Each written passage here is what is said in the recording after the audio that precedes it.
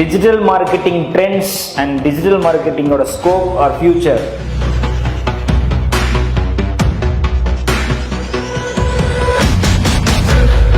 Entrepreneur ஆனாலும் வாய்ப்பு இருக்கு, ரியல் ப்ரொஃபஷனல் ஆனாலும் வாய்ப்பு இருக்கு. டிஜிட்டல் மார்க்கெட்டிங்ல இந்த ட்ரெண்ட்ல இந்த 2023ல highest salary packages compare to ஒரு ரியாக்ட் டெவலப்பரை விட வாங்குற அளவுக்கான ஆப்பர்ச்சுனிட்டி டிஜிட்டல் மார்க்கெட்டருக்கு இருக்கு.